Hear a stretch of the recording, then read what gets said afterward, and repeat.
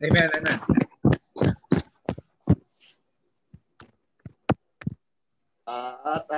Pumikit po tayo para manalangin. Tumulog Panginoon. O Lord God, sa pangalan ni Jesus, aming Diyos, na makapangyarihan sa lahat, aming Diyos, noon, ngayon, at magpakailanman. Aming Diyos na patuloy nagbibigay ng habag, buhay sa amin. Aming Diyos na patuloy nangangalaga sa amin ito nakaraang linggo, na siya di pong gumagabay, nangangalaga sa aming pamilya sa Pilipinas. Salamat po, God. Salamat po, Diyos, sapagkat kayo pa rin po, God, ang patuloy na nagbibigay ng habag sa bawat isa, na patuloy na nagbibigay ng kaligtasan sa bawat isa, maging ng makakain, O God. Ang lahat po, Panginoon, ay nagmumula sa inyo, Panginoon. Kaya thank you, O God. Amen. Thank you din, Panginoon, sa buhay ng mga bawat isa, O God, sa mga buhay ng mga kapatid, O God, na nakipag-isa sa inyo sa gabi ito para po mag-aral ang inyong salita, Panginoon, para magkaroon ng sapat na kaalaman, O God, sa inyong kapahayagan, para mas makilala po kayo, O God. Amen. Na kayo po, si Jesus, ang aming Panginoon, ang aming tagapagligtas. At Lord God, bago po kami tuluyang lumapit, patuloy po namin ina-acknowledge, O God, na kayo po ang Diyos na makapangyarihan sa lahat. Kayo po, O Diyos, ang Panginoon na matuwid. Kaya mga kapatid, saglit tayong manahimik. Patuloy po natin saliksikin ang bawat isa. Saliksikin po natin ang ating puso, ang ating isipan. Humingi po tayo ng kapatawaran sa ating Diyos. Kung ano man ang naisip natin o nagawa na magiging hadlang sa patuloy na biyaya at habag ng ating Diyos, humingi po tayo ng kapatawaran mula sa Kanya. Amen.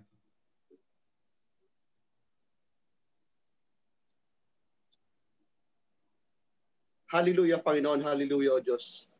Hallelujah. Lord God, again, thank you, O God, sa kapatawaran na ginawa niyo po, Panginoon, sa bawat isa, O God. Truly, O God, we claim, O God, that you already forgiven us, O God, for all our iniquities, O God. Ano mang magiging sagabal, O God, sa inyo at sa amin, Panginoon, sa gawain po ito, God, sa gabi po ito, God. Patawarin niyo po kami at salamat po, O God. Muli niyo po kami nilinis, O Diyos, na karapat-dapat na po kaming makinig na inyo pong mensahe na humarap sa inyong presensya at tawagin kayo, aming Diyos na sa langit. Thank you, Lord God. Panginoon, sa aming pag-aaral, O God, tuloy, O God, ina-acknowledge namin, O Diyos, na kayo po ang may akda ng gawain po ito, O God. Kaya't aming dalangin, O God, na ang Santong Espiritu, O God, at siya pong humipo sa bawat isa, O God. Ang kapahayagan niyo, O God, at siya pong maging ang inyo pong salita at kapahayagan, O God, ay siya pong mangyari sa gabing ito, O Diyos. Si Kuya Dan, O God, ay gamitin niyo po, Panginoon, mightily bilang daluyan, O God, ng inyo pong mensahe. Kayo po, O God, ang mataas. Kayo po, O God, ang mapapurihan. At sa aming pag-aaral, O God, ay mas makilala po namin si Jesus, kung sino po ba siya sa aming buhay, kung sino po ba siya sa aming pamilya, at kung sino po ba siya sa pangkasalukuyang mundo na aming ginagalawan, Panginoon. Kaya Lord God, muli, O Diyos, aming dalangin, O God, na mabuksan ang aming puso, ang aming isipan, ang spiritual understanding, O God, ay aming makamtan, Panginoon, upang maunawaan po namin, O God, ang inyong salita, maunawaan namin, O God, yung mensahe sa gabi po ito, O God. Kaya Lord God, muli, thank you, O God, patuloy pong hipuin at pagpalain, O God, patagumpayin, O Diyos, ang aming gawain sa gabing ito. Ito po aming dalangin na may pasasalamat sa pangalan ni Jesus at sa patuloy na pakipag-isa ng Santong Espiritu. Amen. Amen. Amen. So, sa ating pag-aaral ng salita ng Lord ay pag mayroong katanungan, pag mayroong hindi malinaw, pa rin po, welcome pa rin po yung lahat na medyo pwede akong Kuya Dan, time out muna, ay may katanungan lang para maging malinaw. Si Kuya Edwin, first time niyo sa atin. Sino pa po yung first time?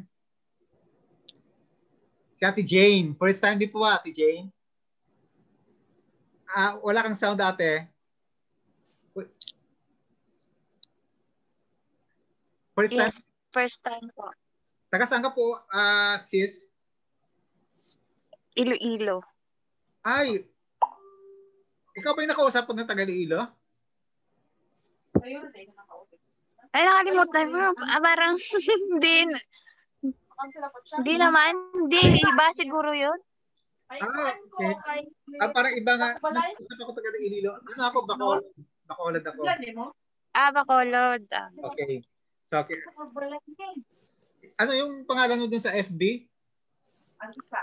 Jenny. Okay. Lee. Jenny Lee.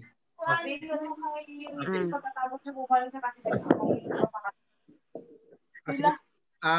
mo kayo din pag dito kasi may mga sa kanya, ha? May Tulong mo, anak? Okay po. Oo. Sa babae? Dili, napay isa ka babae na abot kaganihan. May kay bay region mo din. Sige po, muli, na-mute muna kayo lahat. Tapos pwede kayo mag-unmute kung mayroong nais itanong. Yung ating pag-aaral, to po, ay isa po siyang series na umpisa natin nung nakaraan yung nakarang linggo yung series natin, 2 meetings, yung Sino ang Diyos. Ngayon po sa gabing ito, ang pag-aaral po natin ay Sino si Kristo. Ayun. Muli, para po maging lively ang ating pag-aaral, pwede po magtanong ang lahat. Walang welcome pong lahat kung sino pong magtanong. Mag-share lang po ako ng aking slide.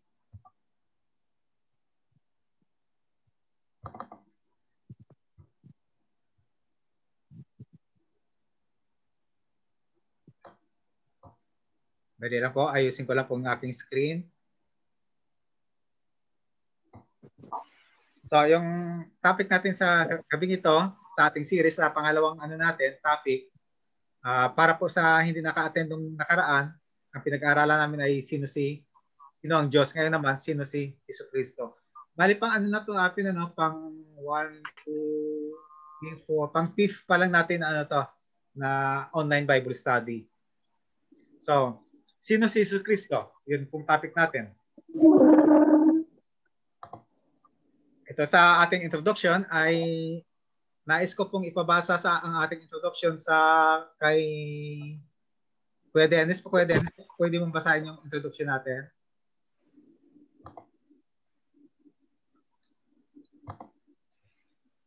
Kuya Dennis? Andiyan ba si Kuya Dennis?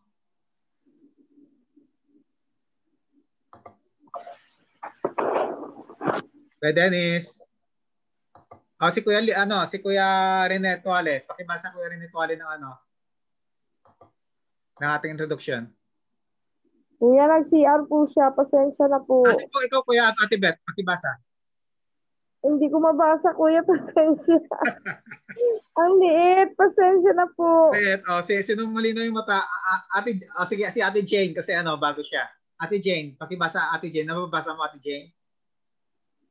Pwede mong i-enlarge.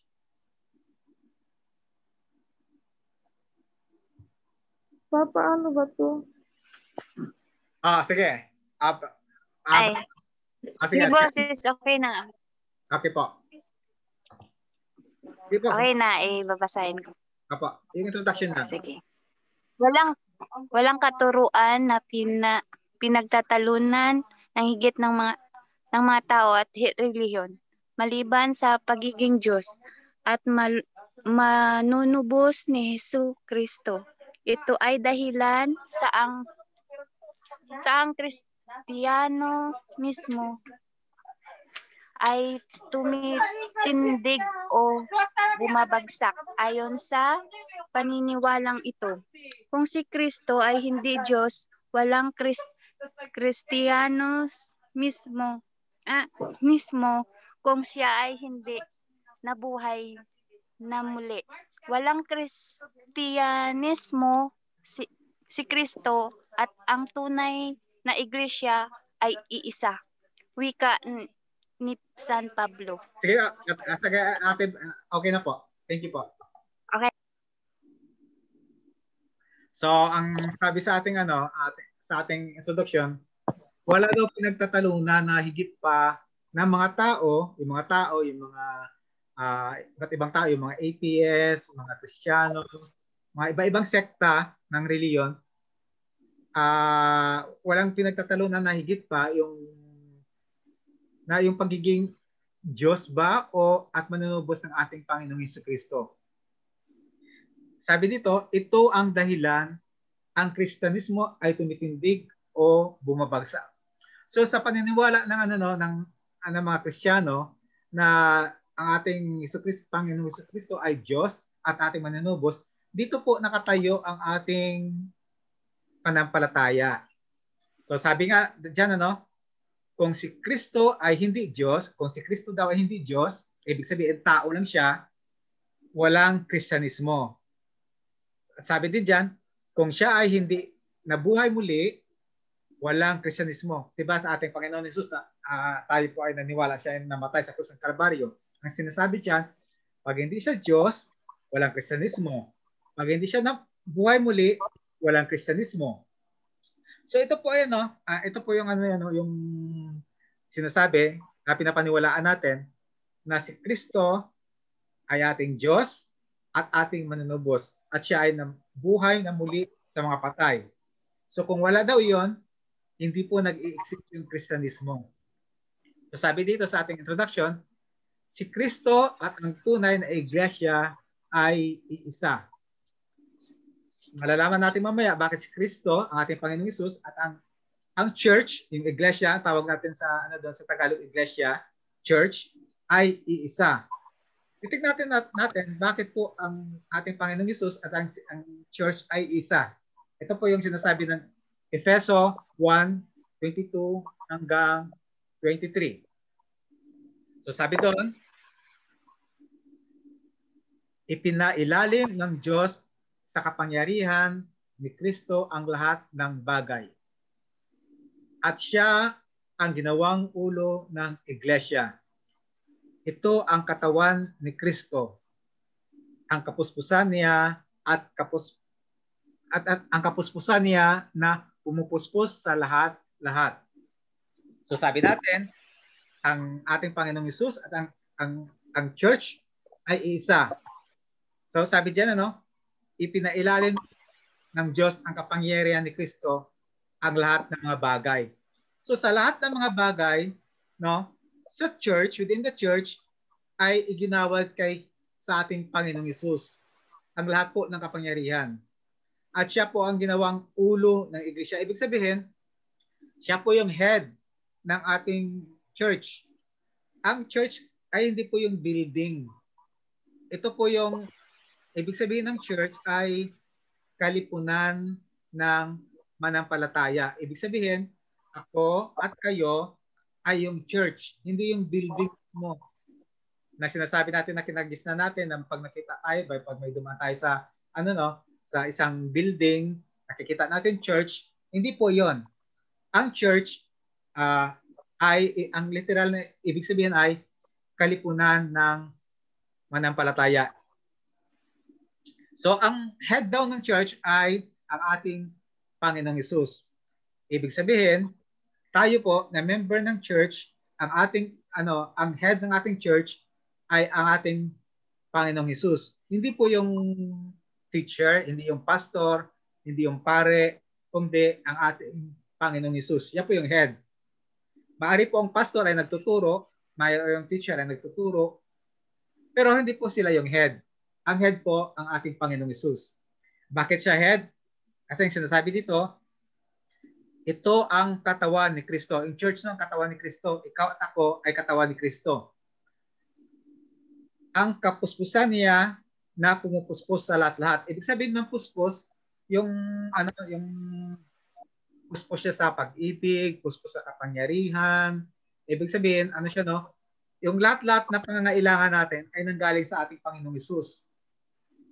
Walang anumang mga bagay na hindi nanggaling sa ating head, ang ating Panginoong Hesus. Siya po yung puspos na pinanggaligan ng lahat-lahat na pangangailangan natin. Kaya po, yung sinasabi natin pag sa sunod natin pag-aral, malalaman natin yung puspos ng banal na espiritu. Mas maintindihan natin sa sunod natin na topic. So, excuse po.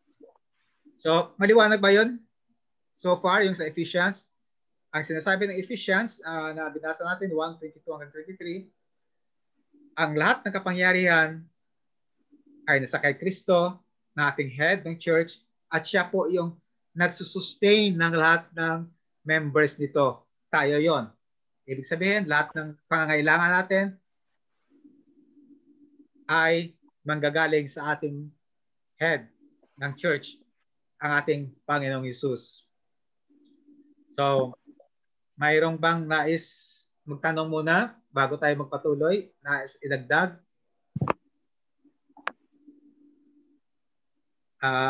Kuya Lito, may nais ka idagdag, kuya, sa Ephesians 1:22-23? Kuya, may tanong lang po ako sa introduction. Apo, sige po.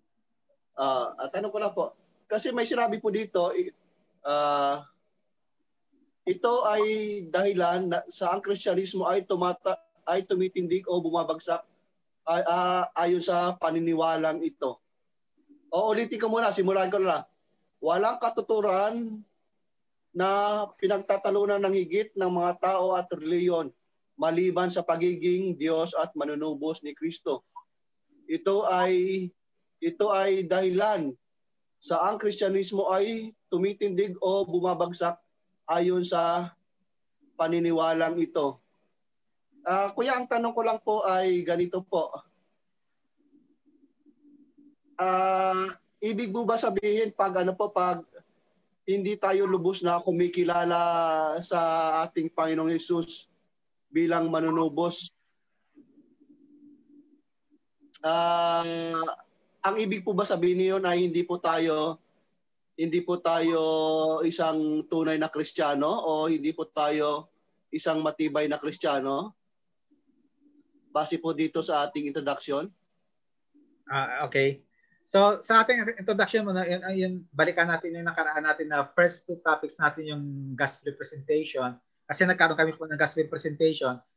Okay po, sige po. Ang isang Kristiyano ay tinatanggap na si Jesus bilang tagapagligtas, yun yung manunubos, at Panginoon, kanyang ang hari. So, ibig sabihin, ang isang Kristiyano po ay manunubos na si Kristo. Kung ang isang tao po ay hindi niya tagapagligtas ang ating Panginoon, hindi po siya ma-consider na isang Kristiyano. So dalawa po yun, no? Tagapagligtas at Panginoon. Dapat magkasama. Kasi yung tagapagligtas na part, yun yung trabaho ng ating Panginoon, di po ba? Yun ang napag-aralan natin sa first two topics natin. Yung Panginoon, yung part na ating ginagampanan sa ating buhay, na kinikilala natin siya, Panginoon, doon tayo nagbabago ang ating, yung ating pagkakilala sa Kanya, ang ating ugali. Habang nakilala natin siya, nagbabago po ang ating karakter. So, ginagawa natin siyang Panginoon sa lahat po ng areas ng ating buhay. So, ang sinasabi lang ng ating introduction, pag hindi,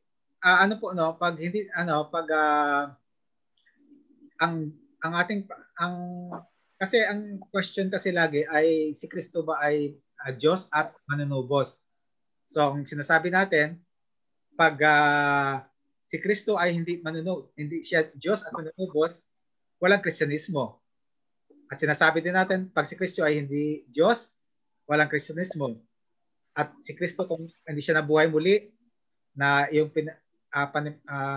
walang Kristyanismo. Kasi po, ito po yung pinaka-foundation ng Kristyanismo. Wala pong Kristyanismo kung wala pong foundation. Ito yung pinaka-fundamental po na sa Kristyanismo, na si Jesus ay Diyos.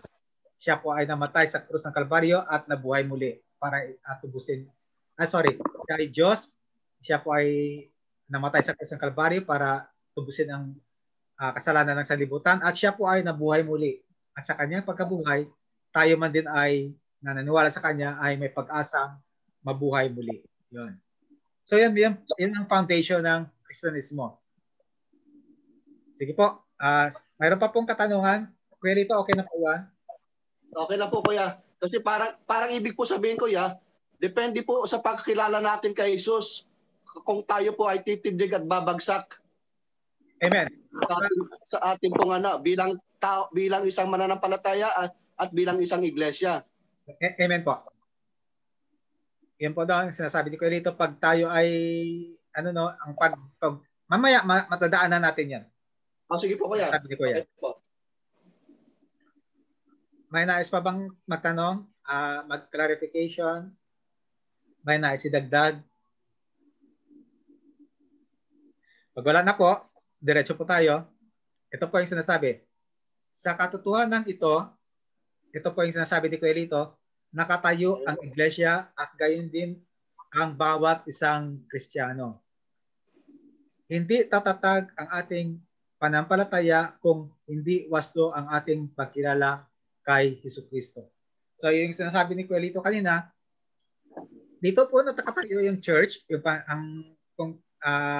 ang paniniwala ng church, at dito rin po nakatayo yung paniniwala ng isang Kristiyano. Kung ang isang Kristiyano po ay dito siya bumabagsak at tumitibay ang kanyang pagka-Kristiyano sa nabanggit na natin na katotohanan. So ang sabi dito, hindi tatatag ang pananampalataya ng isang tao kung hindi wasto ang pagkakilala niya sa ating Panginoong Hesus. Kaya po napaka-importante na makilala natin po yung persona, yung person itself ng ating Panginoong Hesus. Parang ganun din sa mag-asawa. Yung mag-asawa, hindi tatatag ang kanilang relasyon. Kaya nga po, dito sa Saudi Arabia, napakalungkot man, ay marami pong OFW na naghiwalay sa asawa.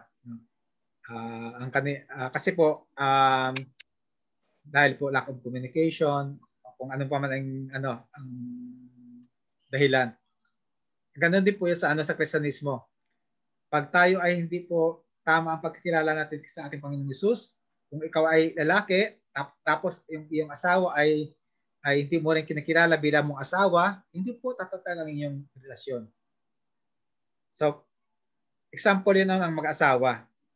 Dapat ang mag-asawa, kilala nila ang bawat isa para po tumatag ang kanilang relasyon. Sa atin naman mga Kristiyano, dapat makilala natin ang head ng ating church para po tumatag ang ating panampalataya.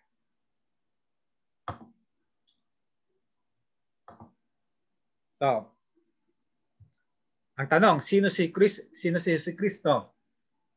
Ito ay isang lehitimong tanong na naghihintay ng kasagutan. May sagot ang Biblia sa katanungan ito. So, una, ang tanong sino si Kristo?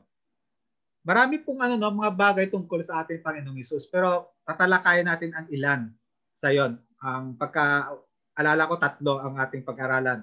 So, pero marami pong nasasabi ang Biblia tungkol sa ating Panginoong Hesus. Pero kukuha lang tayo ng 3. Si Jesucristo ay Diyos. Ito po yung sinasabi ni St. John. Sige, pabasa natin kay kay Ate Amy. Pwede ka po mabasa, Ate Amy?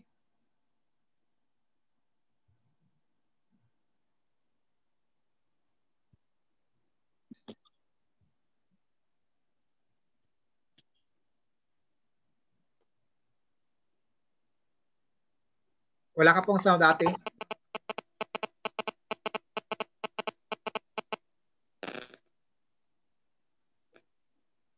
Wala ka pong sound, Ate?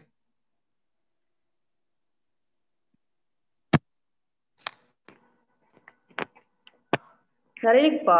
Sige po, ayun na. Andiyan na. Okay. So yung sa una po ba? Apo. Okay. So una, si Jesus Cristo ay Diyos. So wika sa San Juan. So wait lang, ilapit ko lang. Sige lang, Ate. Sa pasimula ay naroon na ang salita. Kasama ang Diyos, ang salita ay Diyos. kasama na siya ng Diyos sa pasimula. Sa pamamagitan niya ay nilikha, wait lang. Kinabahan ako, sorry. Sige lang po, ate. Okay lang. Kinabahan ako. Okay. So, sa pamamagitan niya, nilikha ang lahat ng bagay at walang anumang nilikha ang lahat ng bagay at walang anumang nilikha ng hindi sa pamamagitan niya. Thank you po, ate. Juan 1:3. Sige po, thank you po, ate. So, una, si Kristo ay Diyos. Paano natin na patunayan? Sabi ni San Juan, si St. John, siya po yung yung Book of John. Yun po yung libro na nagpapatunay na si Jesus Christ ay Diyos. Pag binasa natin yung Book of John. So, ito po yung sinasabi. Sa pasimula pa, ibig sabihin, nung create yung mundo, bago pa create yung mundo, naroon na ang salita. Ibig sabihin ng salita, pag nakikita natin sa Bible, yung word na salita, kaya yung word na word na capital W o yung salita na capital S, ibig sabihin nun, tumutukoy yan sa ating Panginoong Hesus. So, ulitin ko. Pag nakita natin yung word na salita na capital S siya, tumutukoy yan sa ating Panginoong Hesus. O kaya, ang sinasabing word, W-O-R-D na capital W, tumutukoy yan sa ating Panginoong Hesus. So, sinasabi dyan, sa pasimula pa, naroon na ang salita. Ibig sabihin sa ating Panginoong Hesus. Kasama ng Diyos, yung ating Diyos Ama, ang salita. So, sabi dyan, kasama ng Diyos Ama, ang ating Panginoong Hesus. Sabi dito, at ang salita ay Diyos. So malinaw na yan, sa dyan pa lang, sa sa unang verse pa lang, sinasabi dyan na ang salita o ang ating Panginoong Hesus ay Diyos. Sabi dyan, kasama siya ng Diyos sa pasimula pa. So ibig sabihin, bago pa na-create po yung mundo, nandyan ang ating Panginoong Hesus. Di ba nung nakaraang ng ating pag-aaral, yung sino ang Diyos, nakita natin doon na isang katangian ng Diyos na siya po yung ang nag-create ng lahat ng mga bagay. So, sabi dito, sa pamamagitan niya, nilikha lahat ng bagay. So, nung nakakaraan na balik-aralan natin yung nakaraan, ang sinasabi natin na ang Diyos doon, ang nag-create noon ay ang ating Panginoong Hesus. Ang sabi diyan, at walang anumang nilikha ang lahat ng bagay at walang anumang nalikha na hindi sa pamamagitan niya. So lahat ng bagay, makikita man o hindi, ito po ay nilikha ng ating Panginoong Hesus. So pag naalala niyo yung last natin na pag-aralan, di po ba ganun ang sinasabi natin? Ang Diyos ang nilumikha ng lahat-lahat. Pero sa last natin na pag-aaral, hindi natin tinukoy kung sino yon ang naglumikha. Pero dito sa ngayon, sa ating pinag-aaralan, tinutukoy na natin kung sino po yung lumikha. Nang lumikha ay, sabi dyan sa 1:1, verse 1 to 3 ay ang ating Panginoong Hesus. So sabi dito, ang salita, si Jesu Kristo, ay Diyos at kasama sa paglikha ng lahat ng nilalang. Higit na malinaw ang wika ni San Pablo. Ito yung sinasabi ni San Pablo sa Filipos. Pero yung sa John 1:14, ito yung sinasabi natin na ng reference dito sa taas. Ito yung reference dito yon. So sabi dun sa Filipos, magpakababa kayo tulad ni Kristo Jesus na bagamat siya ay Diyos. Ito na yung sinasabi ni Pablo na ang ating Panginoong Hesus ay Diyos, hindi nagpilit na nanatiling kapantay ng Diyos. Bagkus hinubad niya ang ang lahat ng katangian ng pagka-Diyos, nagkatawang tao at namuhay na isang alipin. So, ang sinasabi ng ni Apostle Paul na ang ating Panginoong Hesus siya ay Diyos na nagkatawang tao at hindi niya po hinubad niya ang kanyang pagka-Diyos. Ibig sabihin na hinubad niya ang pagka-Diyos kasi alam natin yung Diyos siya po ay all-powerful, all-knowing, at omnipresent. Ibig sabihin sa lahat ng lugar andun siya. Ang lahat ng mga katangian ng Diyos ay hinubad ng ating Panginoong Hesus. Kasi po, malalaman natin mamaya bakit hinubad niya ang kanyang pagka-Diyos. So siya po ay nagkatawang tao at namuhay ng isang alipin. Ibig sabihin ng alipin, siya po ay nagsilbi sa tao. Iyon ang ibig sabihin ng alipin. Nagiging servant siya. Kaya tayo mga Kristiyano, ang ating role, ang ating tinutularan ng ating Panginoong Hesus. Kaya tayo mga Kristiyano, tayo po ay servant din. Katulad ko, ngayon, ako ay ang aking talento. Halimbawa, example lang, ay nais ko magturo. Ako ay servant ninyo. Ayan, ako ay nagtuturo. Kung ang halimbawa naman, ikaw ay isang engineer. Ang inyong talent sa pagka-engineer ito po ay inaalay mo sa ating Panginoong Hesus. Kung ikaw ay halimbawa naman ay kung ano man trabaho natin diyan dito OFW may mga trabaho natin tayo. Inaalay natin sa ating Panginoong Hesus. Sa kanyang pangalan para po maitaas ang kanyang pangalan. Tayo po ay servant ng ating Panginoong Hesus. Depende po sa gift na binigay ng ating Panginoong Hesus. So una diyan malinaw sa ating sa unang natin na kung sino si Kristo, siya po ay Diyos. Yun po yung sinasabi ni San Juan. May nais po magtanong, Kuya Rene Tuale, Ate Beth, Ate Abby, magkapagsalita ka ba?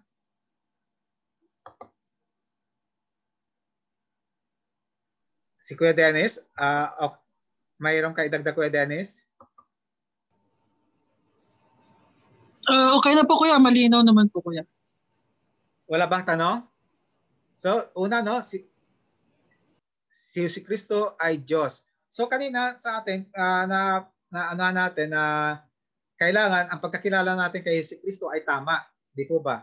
So ang sinasabi natin dito ngayon, dapat kilala natin siya as Diyos base po sa ating teksto, yung sa John. So, ikalawa. Kuya Dennis, pakibasa ko sa ikalawa. Ikalawa, si Jesucristo ay Diyos na nagkatawang tao, na naging tao. Sa John 1:14 at sa Filipos 2:5-7. Sabi dito, hindi niya kailangang magkatawang tao kung siya ay tao lamang. Siya ay Diyos na nagkatawang tao para sa isang tiyak na layunin. Siya ay kasing tao ninuman sa kanyang katawang tao. Siya ay nagutom, nahirapan, nabugbog, nauhaw, nasugatan, namatay. Sabi nga, sapagkat sa lahat ng paraay tinukso siya tulad natin, ngunit hindi nagkasala. Sabi sa Hebreo 4:15b. Ang madalas na pagkakamali ay ang pag-aakala na dahil si Jesucristo ay tao, hindi siya Diyos. At sa iba naman na dahil siya ay Diyos, hindi siya tao. Ang Biblia ay nagtuturo na si Jesucristo ay Diyos at tao. Amen. So, maririnig natin sa sa ibang sa ibang sekta sinasabi na ibang paniniwala na si Jesucristo daw ay tao lang, siya ay prophet lang. Pero ang sinasabi natin, kung siya ay tao lang, ang sinasabi diyan, hindi niya kailangan magkatawang tao. Kasi tao na siya, kung tao lang siya, di ba? Pero malinaw dun sa sinasabi ng John kanina, John 1:1-3, na siya ay Diyos na nagkatawang tao. So malinaw yun na dapat, una-una, dapat kilalanin natin si Diyos as ang ating Panginoong Hesus na siya ay siya ay Diyos at ang pangalawa, siya ay Diyos na nagkatawang tao. So dapat tama yung pagkakilala natin sa Kanya. Kasi dito po tumitibay nasisira ang ating pagka-Kristiyano. Sabi nga diyan sa Hebrew, sapagkat sa lahat ng paraan tinukso siyang tulad natin. So ang ating Panginoong Hesus tinukso din. Kung naalala niyo yung kwento, tinukso siya ni Satanas sa nung siya ay nasa desyerto, nung siya ay nag-fasting ng 40 days and 40 nights. Siya ay gutom na gutom, siya ay uhaw na uhaw, no? Tinukso siya ng diablo. Ngunit hindi siya nagkasala. Ibig sabihin, tayong mga tao, tayong mga Kristiyano, sa isang araw natin na buhay, no? Kung ang ating Panginoong Hesus ay hindi nagkasala, maaari nating tularan ang ating Panginoong Hesus na pwede rin tayo hindi magkasala. Sa isang araw, sa isang araw. So, sa sunod na araw, kung tularan natin muli ang ating Panginoong Hesus, may posibilidad din na hindi din tayo magkasala muli, no? Na-gets natin? So, mayroong pattern, ang pattern natin na sinusundan ang ating Panginoong Hesus. So, of course, tayo pa rin dahil tao, kuminsan ay nadadala tayo ng ating emotion, tayo po ay nagkakasala. Pero ang sinasabi diyan na malinaw sa ikalawa nating punto, si Jesucristo ay Diyos na nagkatawang tao. Yan. So may nais po idagdag po diyan, Kuya Lito, Kuya Rene. May katanungan, mga kapatid?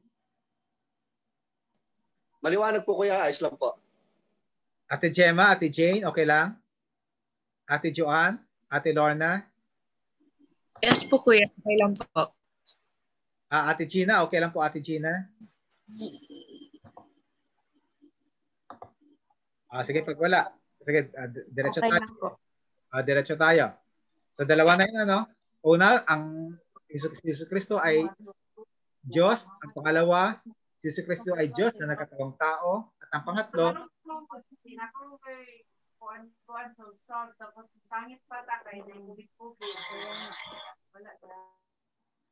pangatlo, ay si Jesucristo ay namatay, nabuhay, namuli, at bumalik sa kanyang kaluwalhatian bilang Diyos. So,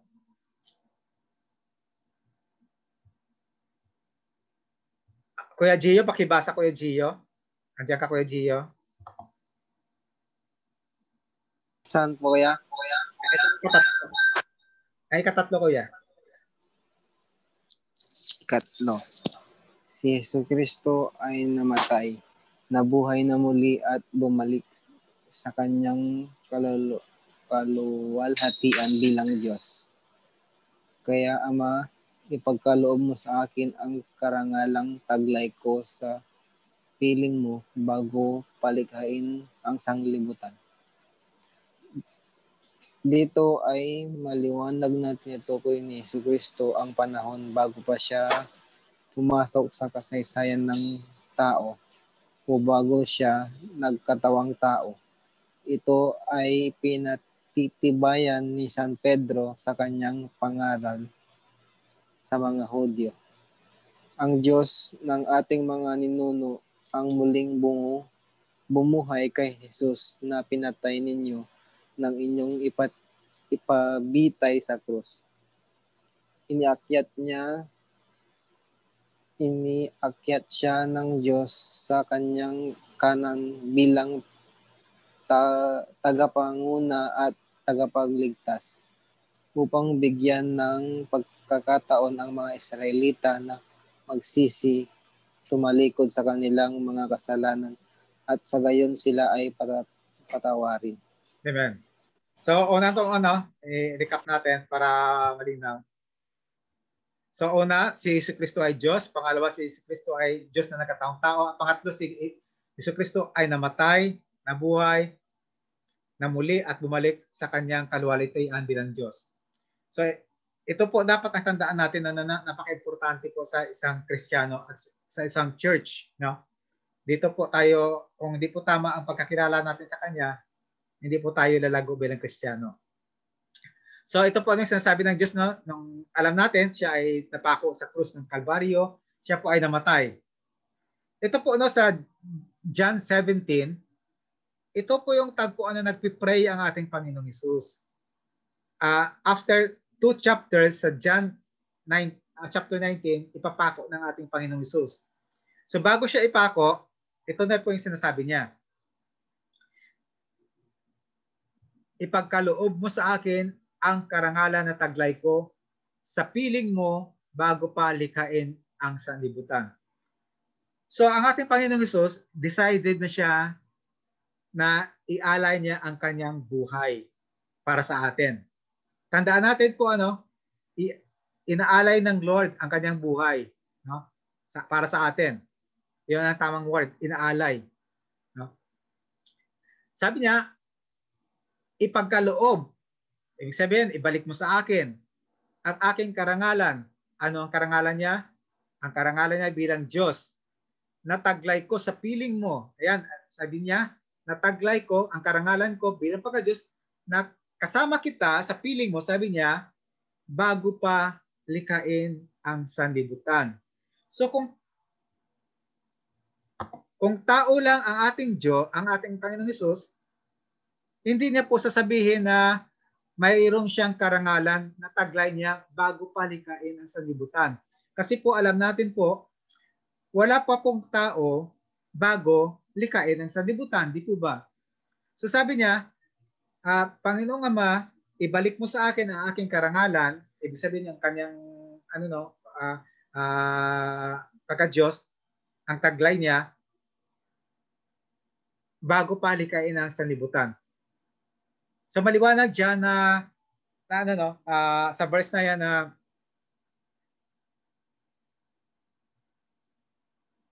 babalik ang ating Panginoong Hesus sa kanyang kaluwalhatian bilang Diyos. Yun po yung hinihingi niya, yung kanyang kaluwalhatian. Dito maliwanag na nitukoy na ni Kristo ang panahon bago pa siya pumasok sa kaysaysayan ng tao o bago siya maging nagkatawang tao. So bago pa ang ating Panginoong Hesus, no, na nagkatawang tao, bago pa siya pumasok sa kaysaysayan ng tao, ay alam niya na siya ay Diyos, no? Alam niya na siya ay Diyos. Kaya po, yun po yung hinihingi niya. Ito ay pinatibay ni San Pedro sa kanyang parangal sa mga Diyos. So ito naman yung sinasabi ni Peter sa mga Jew.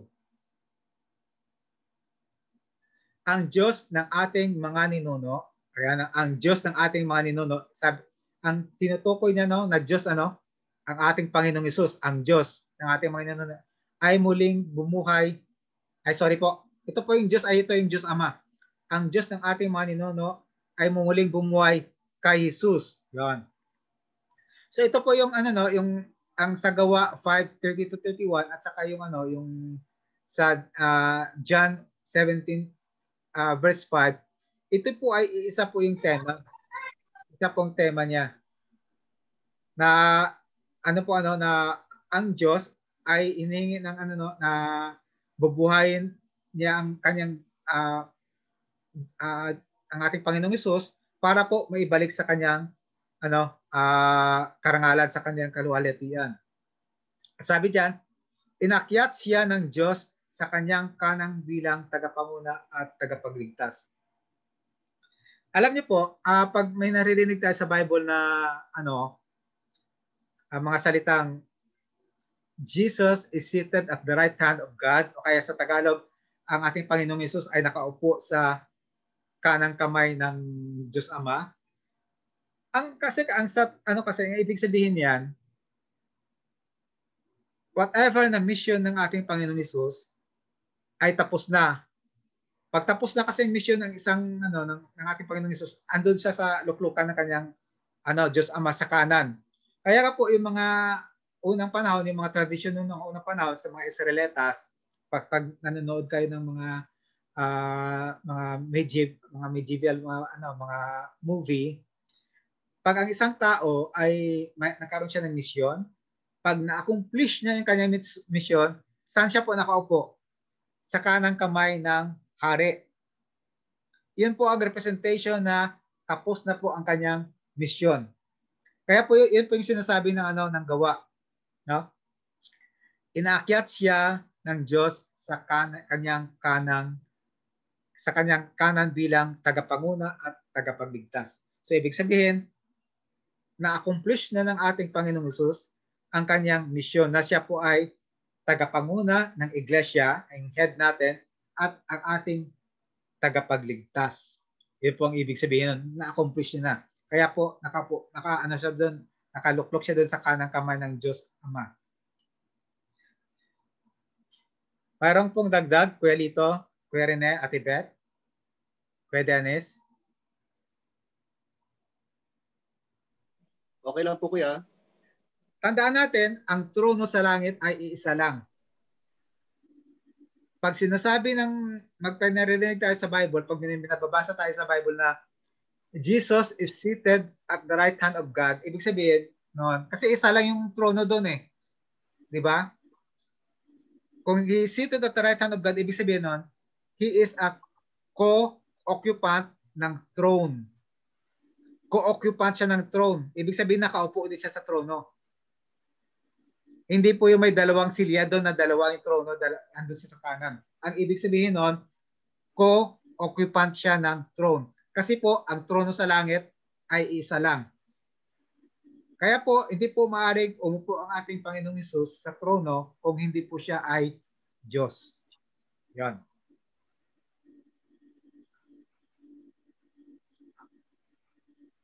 So, may nais po magtanong? Isa lang upuan? Isa lang po ang upuan po sa isa lang po ang trono sa langit. Kahit sa ang kingdom po, isa lang po yung trono. Kahit po napakalaki po ng palasyo, ang trono po ay isa. Nung napunta kami sa sa Europe, nung tour kami sa Europe, marami kaming palace na pinapasukan, mga palasyo na pinapasukan doon sa Italy na po may pumasok kami. Marami kaming palasyo na pinapasukan ng pag pumasok ka sa palace, pag nakita mo yung trono, napakalaki po ng area ng ng palasyo, napakaraming kwarto, pero po isa lang po yung trono. Ganon din po sa langit. Kaya pag sinabi na Jesus is seated at the right hand of God, siya po ay co-occupant ng throne.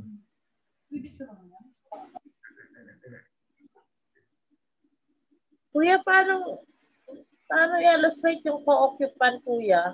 Ano po? I mean, paano siya i-illustrate ang co-occupant? Kasi ang kasi two different persons sila, Kuya, di ba? Two different persons sila, yung Father God at si Jesus Christ. Apa. Ngayon, paano mo illustrate, Kuya, kung hindi siya dalawang upuan? Okay. Magandang tanong niya, ate. Kasi ganito, ate. Yeah. Naisip ko na noon pa na may dalawa talagang upuan. Kaya tatlo kasi Trinity di po ba? Dapat tatlo. Si Holy Spirit po nasa atin pa di ba? Lagi siyang kasama natin. So, in short, silang dalawa lang talaga doon na isip ko lang yan, Kuya, hanggang ngayon na Jesus Christ is seated on the right hand of the Father. So, I was thinking na talagang dalawa ang upuan kasi two different persons po siya. Dalawang persona, okay. Illustrate po yung co-occupant na sabihin mo isa lang trono. Are you saying na nasa man? Sige, ate, ganito, ate. Para madaling intindihin. Sandali po.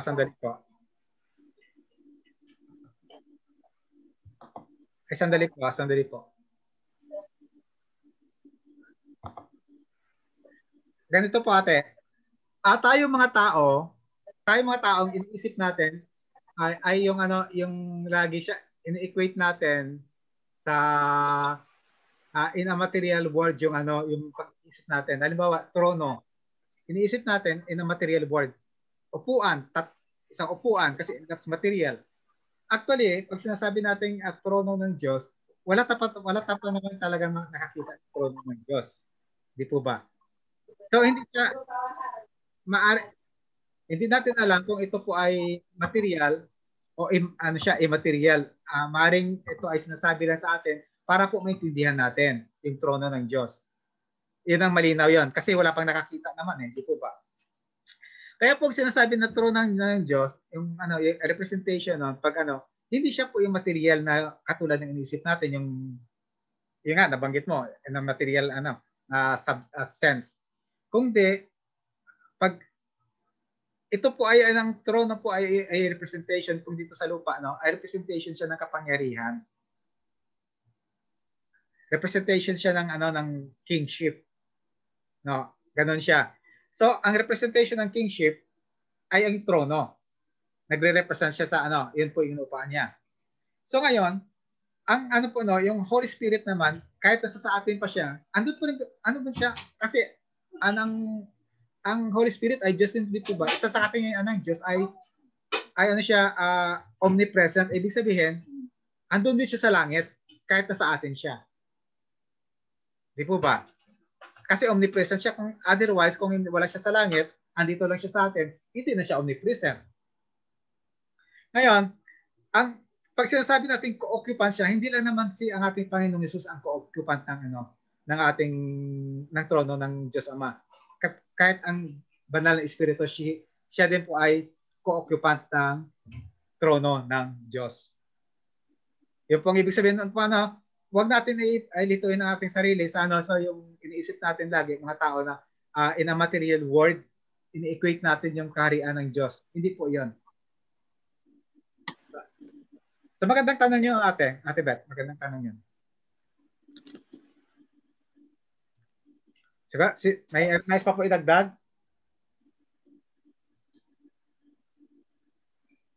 So, ang sinasabi natin, ang una-una, si Jesu Cristo ay Diyos.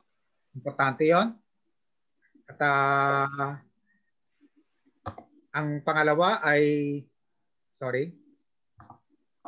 ang pangalawa ay si Jesu Cristo ay Diyos na nagkatawang tao. At ang pangatlo ay si Jesu Cristo ay namatay, nabuhay muli, at bumalik sa kaluwalhatian bilang Diyos. Yan. So ang maliwanag lang dyan na si Jesu Cristo ay Diyos kasi hindi po siya maaaring bumalik sa kanyang sa langit kung kasama ang Diyos Ama kung di sa Diyos. So sa ating napag-aralan yung first part, sino si Jesu Cristo? Ito po yung summary niya. Siya ay Diyos na nagkatawang tao, nabuhay bilang tao, namatay at nabuhay na muli, at ngayon naluklok sa kanang kaluwalhatian, kanan ng Ama. Ayan. So hatiin natin itong pag-aaral natin. At dito muna tayo mag-stop share muna ako. Sige po, mag-share po tayo. Mayroong katanungan?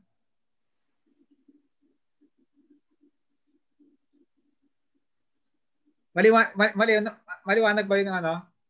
So, tayo mga Kristiyano, sabi na dun sa pag-aaral natin, dapat tama ang pagkakilala natin sa ating Panginoong Hesus.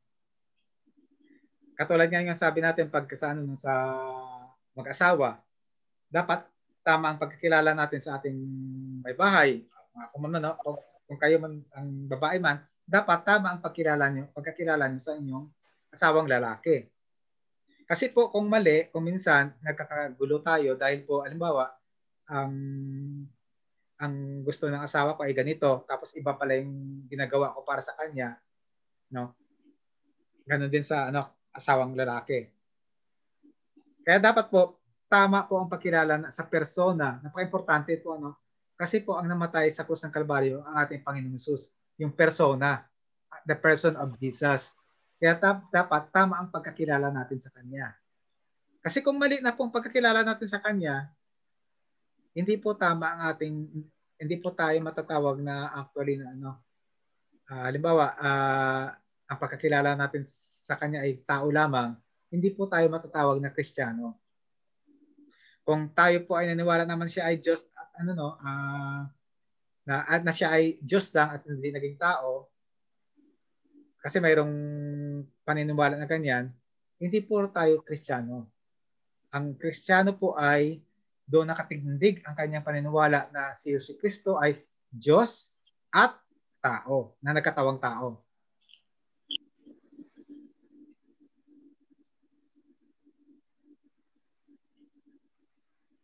May tanong po? May nais i-share? Kuya Lito, may nais ka i-share? Kuya, dagdag sa ating pag-aaral. Kuya, may ano lang po ako. Ang pagkaunawa ko po kasi nung una sa co-occupant, sa physical world po Kasi sa mga halimbawa sa England, halimbawa may Reyna. Tapos yung Reyna, nakaupo siya yung may hawak ng trono. Kaya lang may iba pa pang upuan sa gilid niya. Halimbawa yung upuan ng prinsipe o upuan ng mga susunod sa trono. So yun po yung pagkaunawa ko sa co-occupant. Pero isa lang yung trono o isa lang yung kaharian. Kaya lang physical po yun, hindi po yun sa sa hindi po natin sa langit, sa spiritual. Yun lang po yung pag-unawa ko. Lagi po tayong nagkakamali sa ating pangunawa sa sinasabi ng Bible dahil po kinukumpare natin sa mga physical na mga bagay. Yung dito sa physical world, yung trono talaga ay may isa lang, kahit sa ang nakaupo doon sa kanan ay hindi po trono yun, upuan lang yun. At saka ang nakaupo sa trono, ang sa tabi hindi siya co-equal doon sa nakaupo sa trono. Hindi siya co-equal. Ngunit ang Diyos natin, Diyos Ama, Diyos Anak, Diyos Espiritu Santo ay co-equal sila, pare-pareho, pantay-pantay. Kaya po nag-iisa po yung trono. Hindi po siya yung trono na nakaupo ako sa Cecilia, tapos may katabi dyan, tapos dito yung banal na Espiritu sa kaliwa, si Jesus Christ sa kanan, tapos ang Diyos Ama sa Hindi po yon. Isa lang po yung trono. Hindi nga natin alam kung nakaupo nga talaga sila. Kung ito ay representation ng lamang. Hindi natin alam. Pero sinasabi doon, he seated at the right hand of God. Hindi natin alam talaga na physically umupo siya. Baka sinasabi lang sa atin yan para po maintindihan natin na ang ating Panginoong Jesus has taken His rest. Ganon. After creating the world, yung sa creation, yung sinasabi ka sa creation, after 7 days, God rested. Yan ang sinasabi. So malalaman natin yan, pag nandun na tayo sa langit, makikita natin. Pero wag na tayo magkamali na equate natin yung mga bagay-bagay na kung minsan na hindi naman dapat na i-equate sa sa physical world. Katulad po ng pinag-aaralan natin yung sa sunod natin na pag-aaralan, mas malinaw yan, yung Trinity, tungkol sa Trinity. Hindi natin pwedeng i-equate sa physical world. Pero of course may mga sinasabi ang Bible na dapat i-equate natin sa physical world. Katulad ng paggawa ng mabuti, dapat igagawa. Talagang physically gagawa tayo ng mabuti. Sundin natin ang ating Panginoong Yesus, ang kanyang mga utos. Yun, physical talaga yun. Gagawin natin siya. So may katanungan ba? Ate Amy, may katanungan? Okay lang, Ate Amy? Rick ba ako? Apa, dinig ka, ate. But may tanong na ako about sa yan, di ba? About na nagkaano tayo doon sa pagdating sa throne. Parang pagkaintin, yung akala ko kasi, di ba, the God is the only one.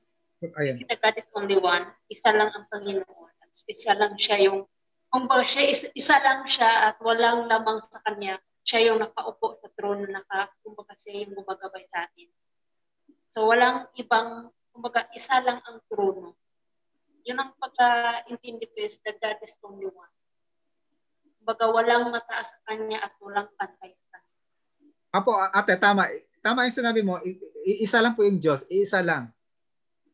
Isa lang, pero...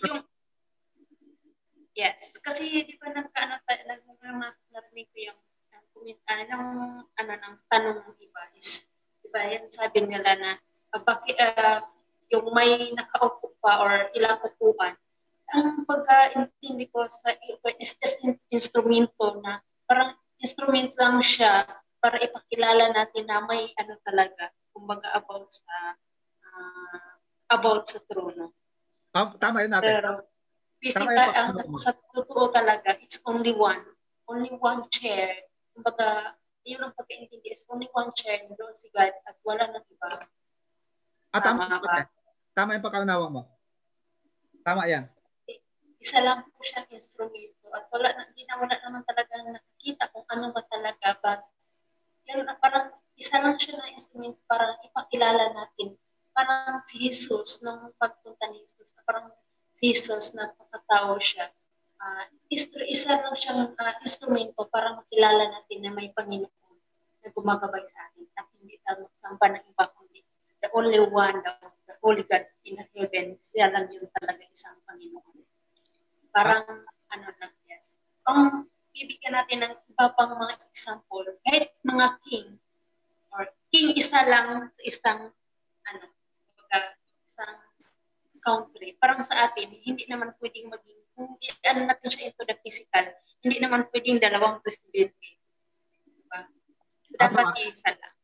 Same lang din sa throne. So, yun ang pag-intindi ko ba, throne is only one and God is only one. So, wala nang mas mataas at walang pantay. Kung may baba man, is tayo yung spirit ko natin. Amen po, ate. Amen. Walang papantay. Yan lang po yung pag-intindi. Yan ang switch. Ay, yan, maganda nang na-share ni ate Amy. So, yan, isa yung Diyos, pero may tatlong persona. Sa sunod natin na pag-aaral, sa sunod na topic, may tatalakayan natin yan ng Trinity. Ate Gemma, okay lang po? May tanong ka po?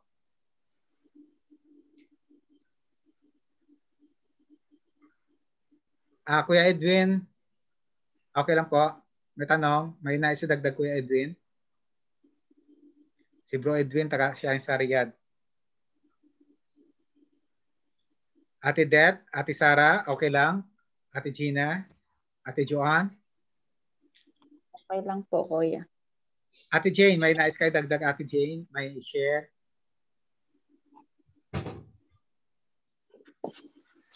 Ate Beth, mayroon ka pang nais i-share ate?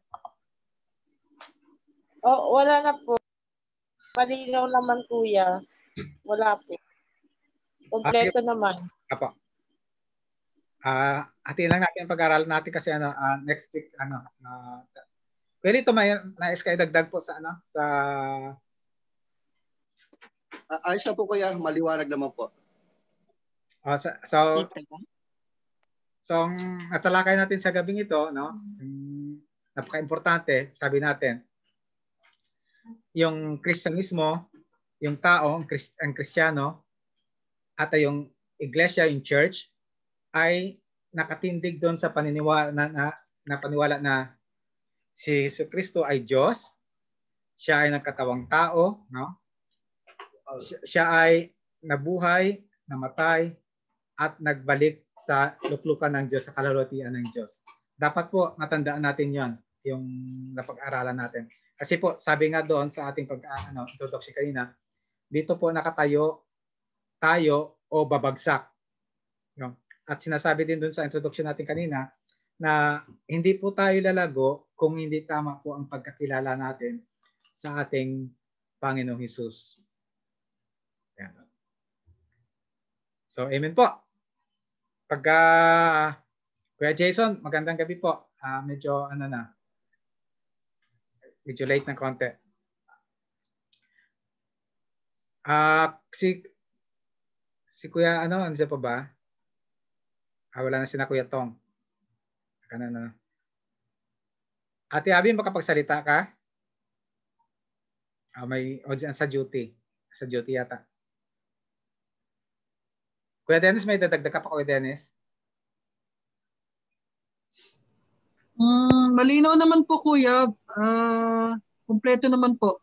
Ang ano lang po, Kuya, sa atin po, sabi nga, dapat malinaw sa atin na dapat tama yung pagkakilala natin kay Jesus Christ para tama yung umpisa ng pag-aaral natin na si Jesus Christ ay Diyos, siya yung Panginoon natin, Kuya. Kumbaga, nakasalala yung ating buhay Kristiyano sa paniniwala natin sa kay Jesus Christ. Magagano ko yun.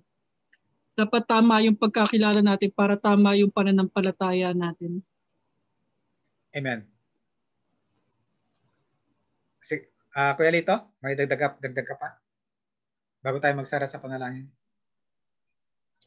Okay lang po kaya. Maliwanag po. Kompleto naman po.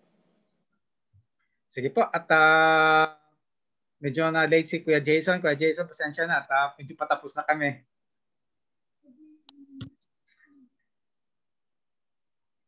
Taga dito ka sa Kuya Jason sa Jeddah? O sa Riyadh? Dito.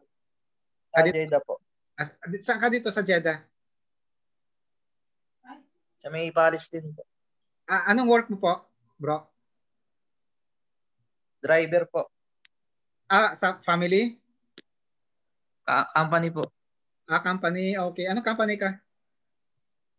Sa ano po? Karak po. Saan? Karak po. Karak. Karak. Ay, may karak Opo. dito sa tabi namin Coffee shop? Asan po kayo? Dito sa may Skeko. Sa may mid. Coffee shop ba? Coffee shop yun, di ba? Opo. Ayan. Mayroon dito malapit. Opo. Baka makita ka tayo minsan, pupunta kami kasi doon eh. Sige po. Sige. Pag wala na po at tayo po ay magko-closing. Si Kuya Dennis po magko-close sa atin, sa ating panalangin. At i-share natin po yung ating pag-aaral sa ating mga mga kasama natin sa trabaho. I-invite na rin natin sila para po makasubjoin sila sa atin. At ang ating pag-aaral ay si Kristo ay pagpatuloy natin to next week para po mas malinaw siya. Mayroon pang karugtong yun. Sige po kay Dennis, mag-close po tayo sa panalangin.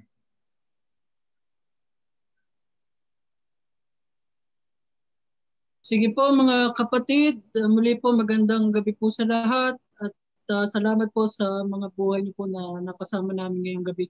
Sige po, palakpakan po natin ang ating Diyos. Hallelujah, hallelujah, hallelujah. Ama naming Diyos na banal, na dakila, ang aming Diyos na tapat at hindi nagbabago, ang aming Diyos na patuloy na nagbibigay ng buhay sa amin, ng kalakasan, kagalingan. Salamat Lord dahil ikaw ang aming Diyos na kinikilala, ikaw ang aming Diyos na patuloy na nagpapala sa amin, ikaw ang Diyos mula noon hanggang ngayon. Lord, muli salamat sa katapatan mo sa aming buhay, salamat sa iyong kabutihan, Panginoon.